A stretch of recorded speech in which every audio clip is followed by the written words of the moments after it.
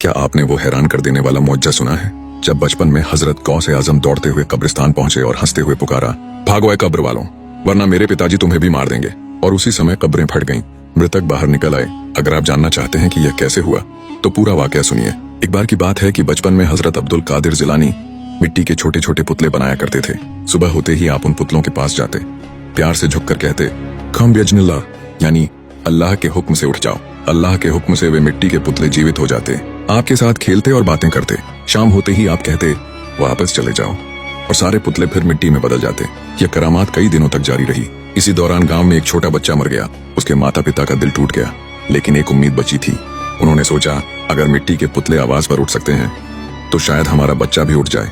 रात के सन्नाटे में उन्होंने चुपके से अपने बच्चे को मिट्टी के पुतलों के बीच लिटा दिया। सुबह गौसे आजम आए और हमेशा की तरह कहा, खम बिइज़्निल्लाह। सारे पुतले उठ गए, लेकिन बच्चा वहीं पड़ा रहा।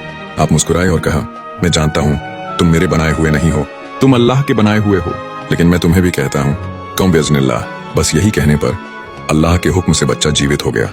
दूर खड़े उसके माता पिता खुशी से रो पड़े और अपने बच्चे को उठाकर घर ले गए। जब यह बात गौसे आजम के पिता को पता चली तो वे गुस्से में बोले, तुम अपने बनाए हुए को तो जीवित करते थे, अब अल्लाह के बनाए हुए को भी जीवित कर दिया।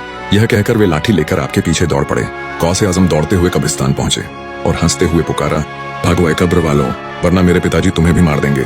बस यही कहने पर अल्लाह के हुक्म से कब्रें फट गईं। मृतक शव सिर पर कपड़ा लिए बाहर निकल आए और आपके साथ चलने लगे। कुछ देर बाद आपके पिता ने आवाज दी, अब्दुल कादिर रुक जाओ। आप रुक गए और मृतकों से कहा, अपनी अपनी कब्रों में वापस चले जाओ। सभी मृतक उसी समय अपनी अपनी कब्रों में लौट गए। अब शिष्टता से कहे, पिताजी अच्छा हुआ आपने रोक लिया, वरना ये लोग कयामत तक सिर पर कपड़ा लिए चलते रहते। यह घटना साबित करती है कि अल्लाह अपने नेक बंदों को ऐसी करामातें देता है जो आम इंसान की समझ से बहुत ऊपर होती हैं। अगर आप भी गौसे आजम के भक्त हैं तो दिल से लिखें सुभान अल्लाह और वीडियो को लाइक करके चैनल को सब्सक्राइब जरूर करें।